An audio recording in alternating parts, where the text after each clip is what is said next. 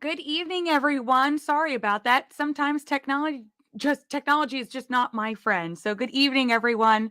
Hope you're doing well. This is the Tammy Tuckey Show, and it's so good to see you. So this evening, I've had a guest on a couple of times throughout the years, especially when we had the Tiara Talk Show podcast. So I'm excited to welcome back our author, Dave Bossert, to the show. Welcome back, Dave. Hi, Tammy. How are you? Thanks for having me. It's always great to see you. Yeah, it's always wonderful to see you too. You have your own podcast now. We should plug it first thing because I love to listen to it all the time. So, Yeah, what is it called? it's called the Skull Rock Podcast, and we had you on it as a guest when you released your last album. I was honored. I was like, "Yay, I get to be on the show I listen to all the time." So, Oh, thank that's you. great. I appreciate that. Yes, I do the show with Al John Go, the Skull Rock Podcast.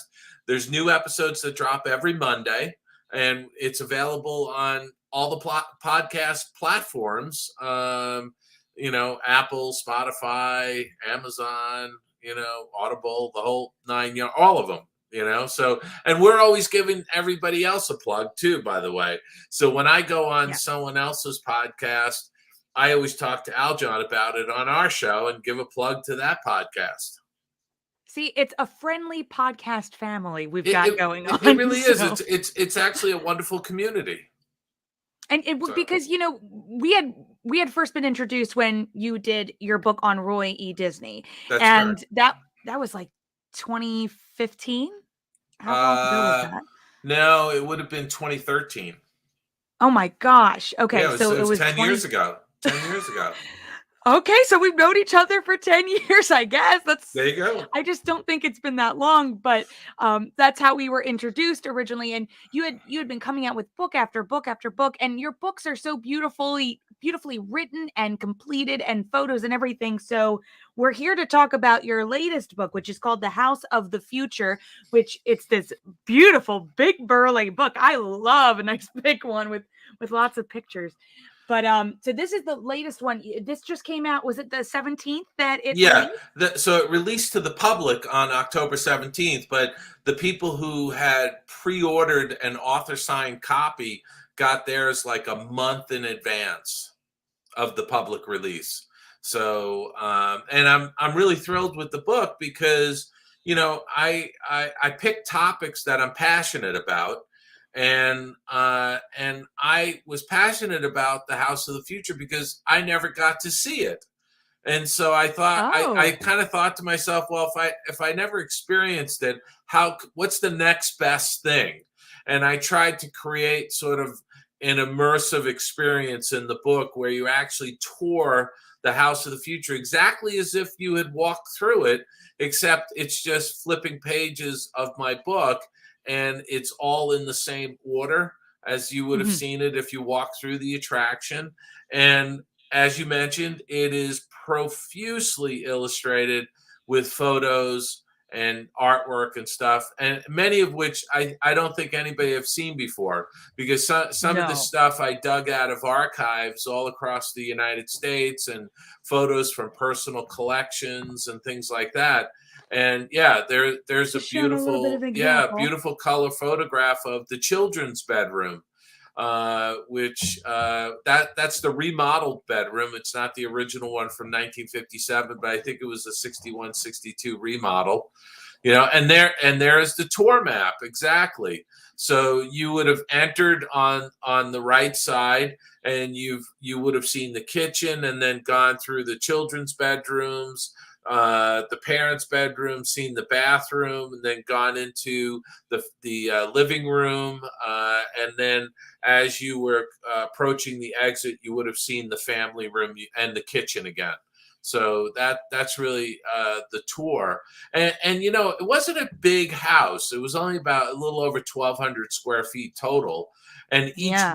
each wing is roughly the size of a maybe a little bit bigger than a Disney cruise cabin. How's that for reference. Wow. Just a Yeah, yeah, yeah, because I was wondering how big it was because as a kid, I just remember seeing the footage of it of Disneyland because I never went to Disneyland until 10 years ago actually. So I yeah, never got to experience it just like you never got to experience it, but I remember seeing the footage of it all the time. And so I yeah, knew what it was. I just yeah. didn't know much about it and I was like when you announced the project I went, "Well, this is great because because for me, I don't know if you pulled this up in your research, but when I went to Epcot, they did the House of Innovations, which I believe was like a derivative of this, but it had so many more technology appliances and things like that. Yeah. But in particular, like I felt like that was something that was close to it. And then I didn't realize that Disneyland did something in 2008 to honor the original House of the Future. Do you remember that attraction? Apparently, it was in the old Carousel of Progress I building. I really don't remember it at all, and frankly, for me, I didn't get to Disneyland until 1980. Mm, That was my first time that I stepped foot into Disneyland. I actually had been to Disney World two times before that, in the late 70s. The mid to late 70s, I went to Walt Disney World in Florida because I grew up on the East Coast, yeah, so it was like a family road trip to go down to Florida, and visit Walt Disney World. So that was, a great experience. But when I stepped foot into Disneyland, it was like, you know 13 years after they had demolished the House of the Future. I heard that was a very difficult process for them to even demolish it because it was so. What was it because of the structure itself when they Ye- decided to demolish it? Yeah, so I write about it in the book, when they decided to remove the house. And by the way, it was a very popular attraction. It was a free attraction. You have to realize back in those days, it was you had the ticket books. Yes. So when Mhm. you paid to get into the park, and then you got a ticket book with the admission, and then if you wanted to buy more tickets, there were different little ticket booths around the park where you could buy additional tickets. So you had A, B, C, D, and E tickets in that book. And then there were those free attractions. The Hall of Chemistry was a free attraction. The House of the Future was a free attraction. There was a number of free attractions that you didn't need a ticket for. You could walk through. And the House of the Future in 1967, when they removed it, was still a very popular attraction. I mean, 20 million people, more than 20 million people went through that attraction in the 10 years that it was at Disneyland. Now, you sit there and go, well, if it was popular, why'd they take it out? And it boiled down to the fact that the Monsanto company had the Hall of Chemistry, and they closed the Hall of Chemistry and sponsored Adventure Through Inner Space. That Adventure Through Inner Space That's right. attraction went into where the Hall of Chemistry was. And at Mm. that point, after spending the money to put that attraction in, they said, we don't want to continue to pay for the House of the Future. You can have it open, but we don't want to continue to pay for, the upkeep and maintenance and all of that stuff. And Disney basically said, well, if you're not going to pay for it, then we're going to close it down because we could use that space for something else. And Yeah. so because Monsanto wasn't going to continue to pay, they closed it and took it out. And they actually were going to put a restaurant in that space, which never materialized, possibly because they, weren't, didn't get a sponsor for it. But you have to also realize by the mid to late 60s, they were phasing out leases and corporate sponsors somewhat, Yeah. and I forgot all about the sponsorship yeah. aspect of Well, Disneyland. I mean, Walt could not have opened Disneyland in 1955 if he had not had corporate sponsors and leasees. So, Yep. all the shops along Main Street, USA, those were all leased to like mom and pop stores, and that's why there was a bra shop on Main Street, USA, and Upjohn Pharmacy had a pharmacy, and Carnation, There was a china shop, and there was other shops along Main Street that were all leased to mom and pop operations. And after 10 years, they stopped renewing the leases and started taking over those spaces themselves to run, you know. And so, I think there was a lot of dynamics going on at that point about who was paying for what. And if Monsanto didn't want to continue paying for the upkeep on the house of the future and whatever expenses that were included in that, then, they decided, well, we're going to take it out, and actually had budgeted a day to take the house out, because all they thought they were going to do is bring in a crane and drop a wrecking ball on it, smash it into all these little pieces, and then cart it off in a dump truck to the dump. And the wrecking ball actually bounced off of the fiberglass wings. The wrecking ball could not crush and not only that, they wound up spending 5 days taking the house down. They had to eventually use what's known as chain clamps, or they wrap a chain around, and then they slowly tighten that chain under pressure, and it crushed the fiberglass wings into pieces. And the interesting thing about it was that the fiberglass was so strong that it was bolted to the concrete core, and the bolt snapped before the fiberglass flange broke. And Jeez. yeah, and so Oh my gosh. it was incredibly well made. Each of the wings was made up of 4 sections, 2 top and 2 bottom sections that bolted together at the far end to create that wall on the outside, and they were bolted to a 16 by 16 foot concrete foundation or core, and each of those pieces was 32 layers of fiberglass cloth and epoxy. 32 layers. So Jeez. it was incredibly strong. They did a lot of testing on it before they actually built the House of the Future at Disneyland. But over the course of 10 years, with Southern California heat, you have triple digit days during the summer, you have cold nights, so you have these temperature swings of 30 or 40 degrees, during certain times a year. And that house only settled less than a quarter of an inch. Jeez.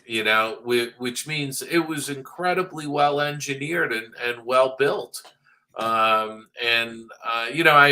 said at the end of the book, I think Disney should actually build a couple of them on the property at the Contemporary Resort, and let people stay in them. They would be like I think that would be a cool yeah, idea. maybe it's like a 2 or 3 night minimum, or you could, it's a week at a clip or something like that. But I think it would be Yeah. the coolest thing to add to the Contemporary Resort down in Walt Disney World. So in your opinion, because it sounds like they pretty much destroyed the entire house, did you ever touch bases with the archives in regards to if they did save anything, if anything was Well, preserved from the I house? do know some of the furnishings from the inside were taken out and put into a storage facility, and I'm not sure if those still are around. If they still have some of that stuff, they may. But I know the actual shell of the house was broken up into parts that were carted off to the Breyer landfill near Anaheim. Not Mm. far from Anaheim. I said to somebody, yeah, maybe 1,000 years from now, an archaeologist on a dig will come across, the remnants of the House of the Future. So That would be quite yeah, entertaining. yeah, trying to figure it What was out. what was the most surprising thing that you found during your research of maybe an item in the house, or the way something was installed or dreamt up for the house itself? Well, I think, one of the things I was fascinated by was the furnishings, because some of the furnishings are still available today. In the living room, there was the coconut lounge chair that was designed by George Nelson for the Herman Miller Company. And I reached out to Herman Miller. They gave me permission to use some photos from their, from them of the coconut lounge chair. And believe it or not, that's still in production. You can still buy a coconut lounge chair from Herman Miller, and you can pick out the fabric for it and everything. And I just thought that was really fantastic because it's an iconic shape, and literally Yes. George Nelson designed that chair based on seeing a piece of a coconut shell, a broken piece of coconut shell, and that's why it's called the coconut lounge The chair. coconut And lounge chair. and by the way, Here it is. yeah, if Sorry, I was trying to I find it. absolutely love that chair, and it's still available today. You can pick the fabric covering you want for it, and guess what? It's only about $5,000 for that chair. Oh my. Yeah, and there's a desk in the family room that was sort of like the housewife of the future's like workstation where she could pay the bills and everything.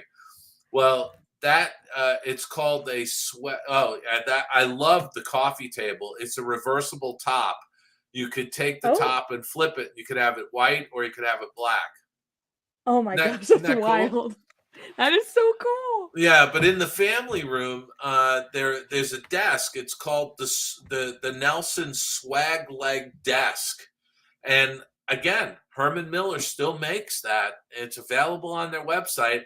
They've done some little updates with some color and stuff, but it's still the same desk. And there's a miniature chest and then the Eames chairs.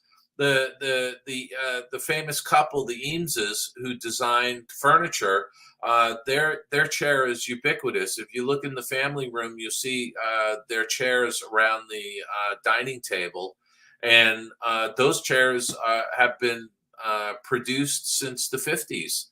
You can still buy those new today. It's an iconic, classic design chair. So for me, there was a lot of fascination with the furnishings. I also thought that in the kitchen, the Adams for Living kitchen, the original 1957 kitchen when the house opened had, everything was hidden, and you'd be able to touch a button, and an early microwave oven would pop up out of the counter. There was cold storage in the cabinets. There was a section for irradiated foods, which was a big deal back then. There was an ultrasonic dishwasher and storage area for dishes. So the ultrasonic dishwasher used about a cup of water and sound waves to clean the dishes. And I thought to myself, wouldn't that be interesting for them to revisit that technology today in light of these extended droughts that are happening around the country, and for water conservation? Maybe it's time to go revisit the ultrasonic dishwasher in place I'm of on the board. Let's yeah, in do it. place of current dishwasher. I don't know. I mean, it seems like the technology has advanced substantially since then, and they might be able to do something with that. I don't know.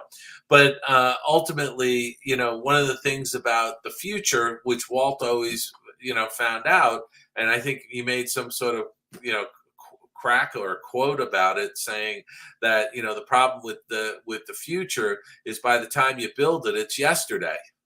Exactly. So That was and always the that problem with the Innoventions house, the House of Innoventions at yeah, Epcot, was because once we'd walk in, we'd be like, "Oh, well, they already have like a surround sound system for yeah, music and volume, and we don't have laser discs." And you know what I mean? So that was the interesting thing of that. And that survived 10 years, just the same amount of time as the House of yeah, the Future did, which is so unusual because I was researching that. It was just unusual. So I get that, and I always loved that idea as a kid. It's like just seeing what could be, right? But yeah. again, you work on it, and then by the time it's out, it's done for. Exactly. And so there was they did a number of remodels on the interior of the House of the Future. And they were very forward thinking on things. I mean, there's a a video camera at the front door, which is very much, like the Ring system that is available Yeah. today.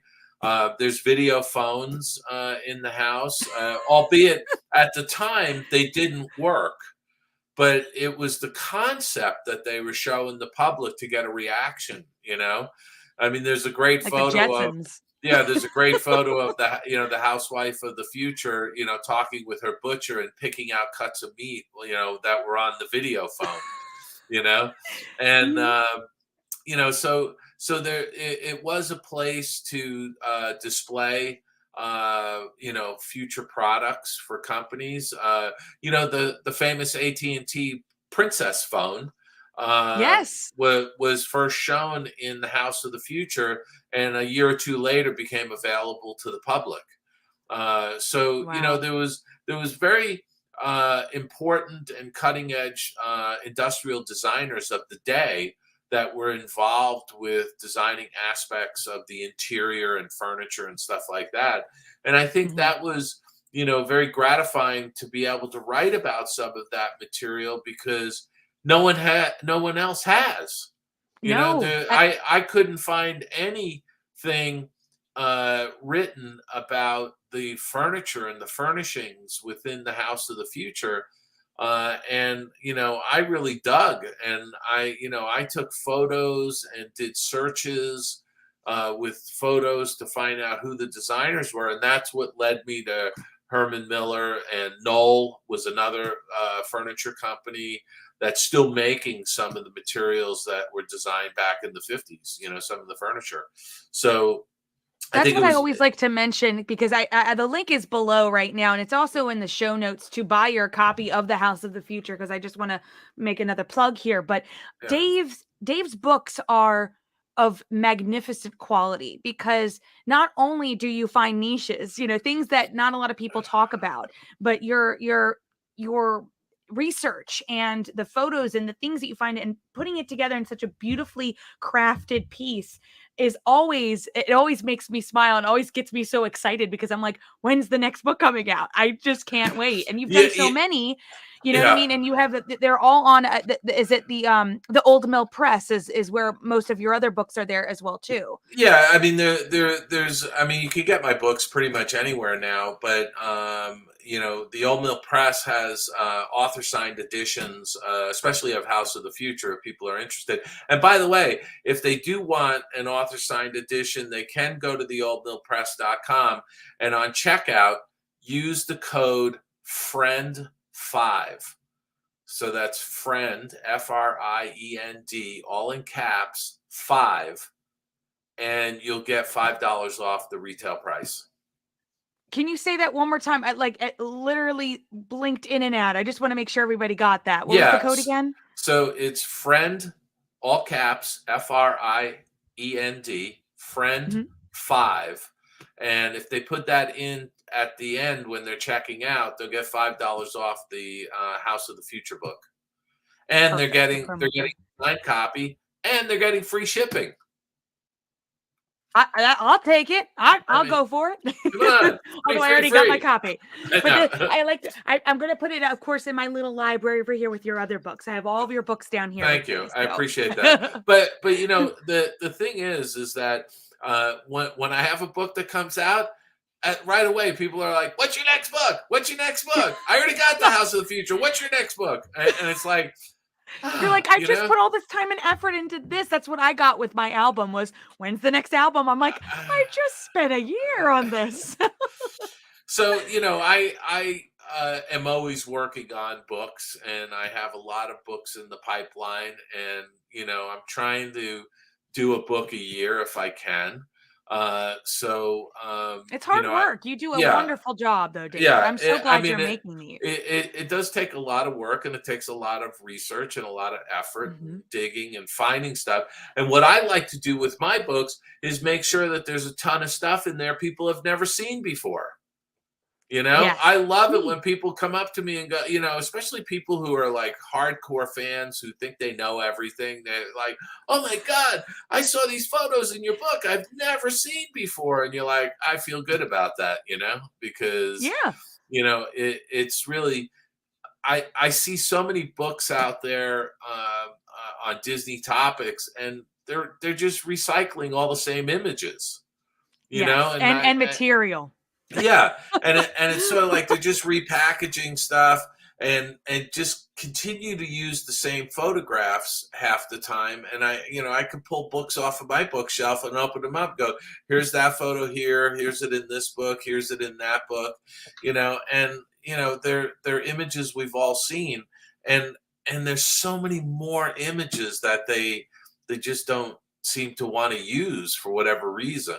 I don't know what Or they the can't get issues are. permissions. I know that that's sometimes the other key thing is getting permissions. I know Yeah. it's very difficult to do some of that because I always thought of writing a book myself, but it's like it seems like it's even a lot more harder than an album. You know what? The thing is that, nobody, I don't think Disney would have ever done a book on the House of the Future because of the No. connection with Monsanto, right? I think they want to keep themselves distanced from Monsanto, which is fine, but and at the end of the book, I do have an author note about plastics and the environment, Mhm. but I talk in terms of it's the unintended consequences of new things, and we're experiencing it right now with artificial intelligence. 30, 40, 50 years from now, we're going to look back and go, oh my gosh, nobody ever thought that that would happen, and something horrible's happened with artificial intelligence that they're going to have to try to undo. But Mhm. it's the case with every new technology that comes along. There's going to be growing pains, and there's going to be a learning curve. It's happening with driverless cars. Oh my They, gosh. they Yes. just pulled the permits for Cruise, GM's driverless taxis, and because they're having accidents, and so that's the learning curve of new technology, and Mhm. that's what's happening. And so back in the 1950s, plastics were in their infancy, and everybody Mhm. thought it was this miracle material that was going to make everybody's lives so much better, and you were going to be able to do things you could never do before, like build a plastic house and things like that, that'll last for 10,000 years. But over time, plastics have gotten out into the environment, and it's disastrous. But just like the polluted rivers of the 1970s from factories, these things get cleaned up, and it's really up to this new generation coming up to figure out new ways to be able to harvest the plastic out of the environment and do something with it, Mhm. and that will happen. I know it will, because there's always hope, and I always have faith in the human race, And it's so the education of going yeah, back to your past and revisiting it and yeah, acknowledging it yeah, and not just, signing it off and saying we can't talk about this. You have to learn, otherwise yeah, we'll repeat what we've done, yeah. right? So, I'm glad that you Absolutely. put that note in there. Yeah, and it's not giving anybody a pass. And No. and the other thing too, it wasn't like there was a group of executives at Monsanto, in a dark room laughing, going, "We're going to destroy the world with plastics." No. It was the complete opposite. You had this miracle material that people thought was going to just improve everyone's lives, with all the things that it could do and all the fantastic things. And there were great things that came out of the House of the Future, like safety glass, Mhm. and the fiberglass tub and shower enclosures that go into most new homes that are being built today. There's those kinds of things. There's artificial fibers that were better for wear on rugs and things like that. So there were advances that did carry forward, but the House of the Future never was a home that Monsanto was going to manufacture and sell to people. It was really an experiment in trying to design, um, uh, uh, curvilinear structural, architectural pieces for homes. So how could you put plastics into the home building community, into home building industry? Because at the time, the mid 1950s, World War II was in the rearview mirror. GIs were starting families. They were pushing out of the cities into the suburbs. And so there was, tremendous amount of home building going on, with, subdivisions outside of the major city areas. And Monsanto wanted to use their plastics and fiberglass, in a way that would aid, the home building industry, and really, allow for new types of home designs, and that was the real, you know crux of what they wanted to do with their plastics division, was to help make home building better. So there was a very positive, push of using these materials for a variety of things. Plastic pipes are very common now. So my feeling was that it was all a very positive, venture by doing the House of the Future.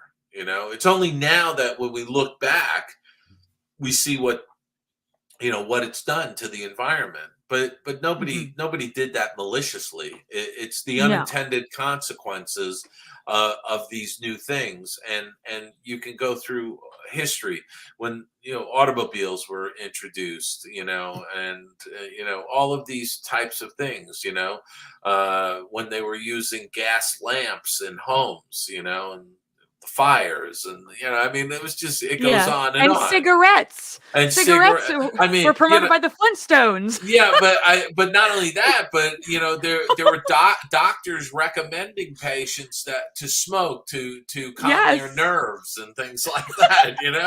So again, it's the unintended consequences of all of these things. But I thought that it was an important, um, uh, moment in design, an architectural history, if you will, Mhm. and the fact that this was a revolutionary design of a home.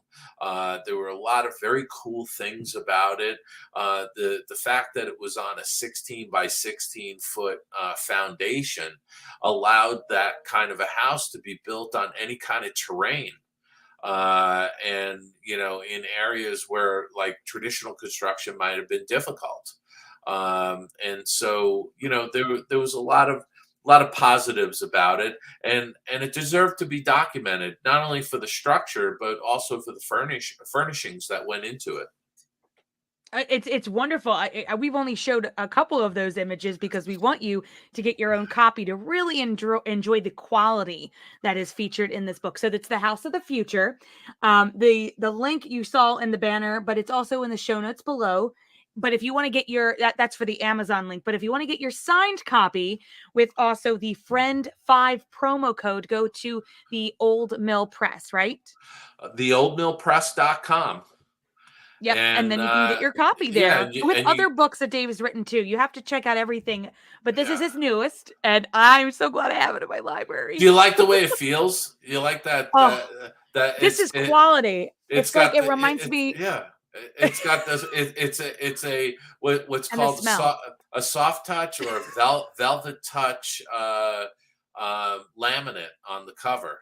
And It's and really it doesn't nice. leave fingerprints, which is what I love. Oh, even better. Like, because I remember my dad and my mom always collected books like this that would kind of had education in regards to Disney animation or film. And I just love that as a kid to go through it. So I'm glad that you're adding on to that tradition of having a physical, tangible item in your hand that has wonderful information about something that maybe not a lot of us know about, which I did not know a lot. So I'm really grateful I have this. And you had the forward by Bob Weiss, who was Well, yeah, from Disney Imagineering. Yeah, Bob Weiss is the former president of Walt Disney Imagineering, and he's currently, part of Gensler Architectural, which is a global architectural, company, doing. I forget you have to open it up and read his title. because It's I can't something. remember it It's off the in top of there. my head. It's right at the It's end in of there. his it's right at the end of his uh He's his the a global practice leader, the immersive experience design is what yes. it says. You see, now you know why I couldn't remember that off the top of my head. Yes, that's a lot, okay? So I don't mind, but I love that Yeah. he wrote something too because Bob has such a wonderful, Imagineering background as well too. But Yeah. and before we end, you said that you have the Nightmare Before Christmas book out as well too, correct? I You have a I copy right there. I do, and I'm picking my copy up, which weighs like 3 pounds. Here it There is. it So, is. Nightmare Before Christmas, visual companion, and this is published from Disney Editions. It's available online. I looked this morning on Amazon. It was bestseller in its category. I don't know Yes. if it still is, but it bounces around. But it's selling very well. This is really a beautifully put together book. I really appreciate the way Disney editions, the way they finally designed this book. It's Yeah. gorgeous. It's up to my standards. I'll put it to you that way. You know, so that's It looks available. great. Yeah, it's available everywhere. And I will tell your audience that if anybody wants a signed book plate, I do actually have some Nightmare Before Christmas book plates. So all they have to do is Nice. go to my website, davidbossert.com, davidbossert.com, and there's a tab called Free Stuff. Can't miss it at the top. Click on that. There's a pull down menu and click on book plates and then scroll to the bottom and follow the directions. You have to send me a stamped self addressed envelope, and there's an address where you send it to, and just tell me briefly what you want. And if you want a Nightmare Before Christmas signed book plate, I will sign a book plate and put it in your envelope that has your stamp on it and mail it back to you. So Yay! there you That's have it. great. And by the way, I do have book plates for some of my other books too. So just go to davidbossert.com under free stuff and check that out. And some of our listeners have been, and watchers have been commenting along. Narnia expert says if the 1950s plastic fantasy turned out bad, just imagine the technology growing pains we will have with AI. Without question. I mean, it's just the nature of anything new. You find out stuff. It's the Homer Simpson moments where you go, "No," because you didn't know. And that's just the nature of innovation and change and technological advances. Steven says, you're getting me interested, and I've never heard of this before. Fascinating stuff. Well, You learn something every day. Stephen, I'll tell you something. This is an incredible book from the standpoint that in 1957 they were saying this is what the houses of the future 30 years from now, 1987, this is what people will be living in. So it's pretty cool. And again, I would say that some of the stuff in that house is still relevant today. A lot Oh, of the yes. furniture designs are really pretty fantastic, and they were done by noted furniture designers. And I put a lot of research into finding out who those designers were, and what they designed, and what they're known for. And so, you can find some beautifully crafted mid-century design furniture from that period that's still available today, or that you hmm could still maybe find in a used furniture store. I mean, it's not that far-fetched. And then, my dad asked a question. He always watches my shows. Hi, Dad. He says, what's Dave's favorite futuristic invention? I from guess it doesn't even include. from the House of the Future. Sure. Well, let's Yeah. do that. Yes.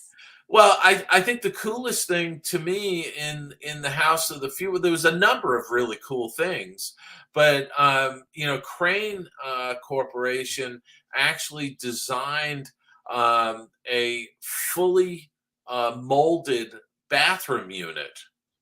Oh, So in other words, it came in two pieces. There was a top half and a bottom half, but it was, when they put it together, they just stuck it into the space and hooked up the utilities to it. And I thought that was pretty darn cool. There was also an luminescence plate that had a low level of electricity going through it that made the phosphorus paint glow. So it was like an early night. wow. It was like an early night light. It was really kind of cool. Oh, There I was like that also idea. there was also an adjustable sink in the children's bathroom. So, you could adjust it to your Oh, children's height with just the push of a button. It could go up or down. And there's a picture of it in the bathroom chapter. that was so clever. I saw that and I was Yeah. like, yeah, that's a great yes. What a Yeah, yeah. great But other than those things, there was just really some cool. Um, there was some cool forward thinking, like the video phone, which is we carry those around with us with our smartphones now because we can Yeah. FaceTime people, you know. But back then, that was just like way out there. And then there was the giant flat panel television. I think if you open the book to the living room section, there's a 2-page spread that shows that giant television. I mean, you got to realize that was early 1960s, that remodel, and there's a giant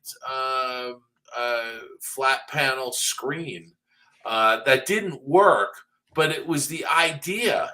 They were so forward thinking that I'm not finding it, but hold on. I want to show another picture. Let's show another picture. that's the one. That's the What picture. is?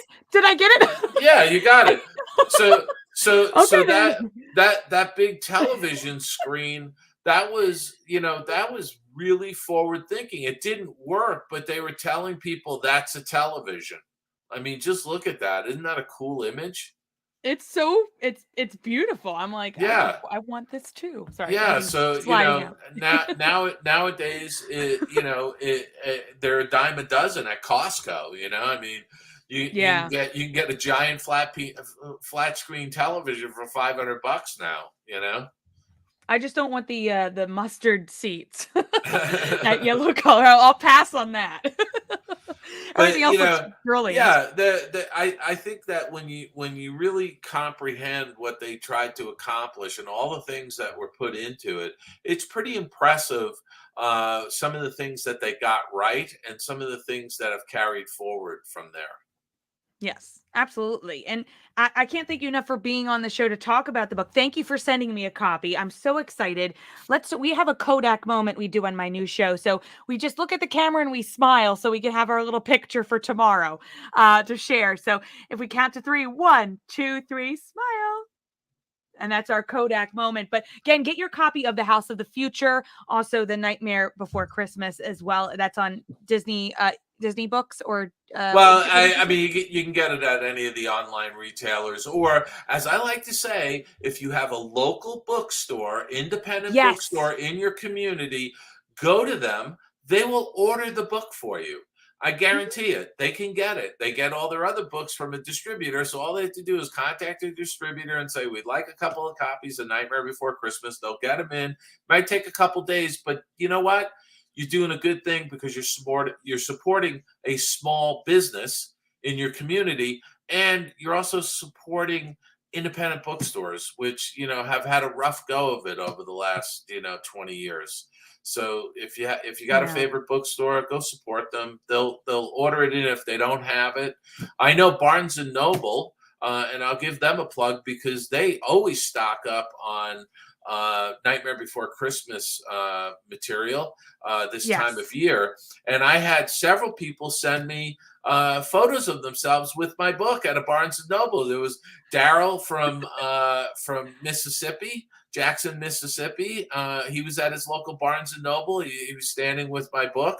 And then there was a woman in Kentucky, Louisville, Kentucky, at her Barnes and Noble, and she was showing off my book. So, hey, listen, if you're out there and you go to your local Barnes and Noble, send me a picture of yourself with my book.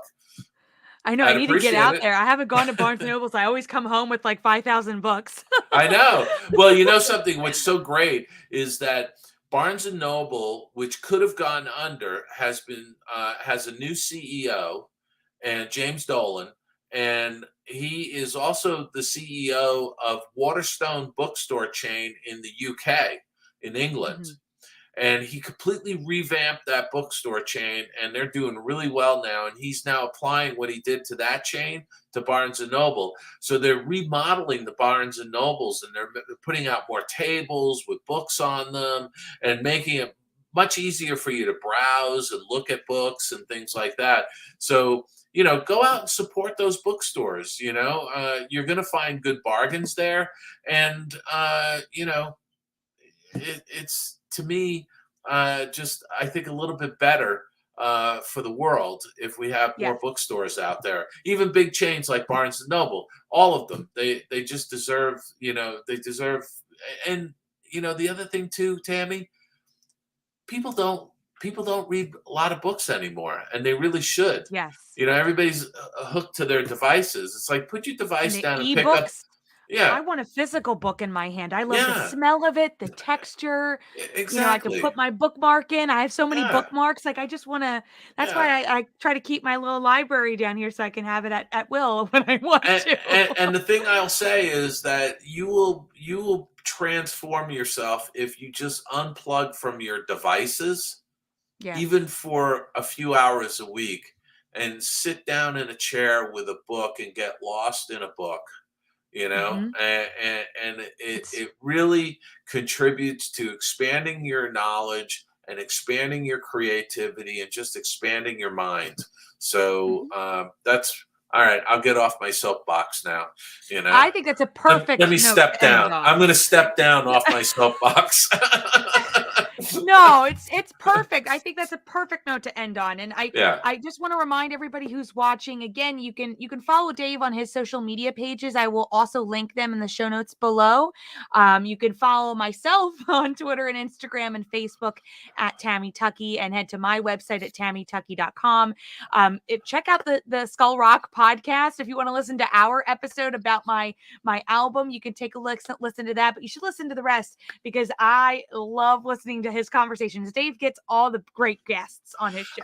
We do have a lot of fun, and most of the guests I know, so I can talk to them about, and coax them into telling us stories, which is always great.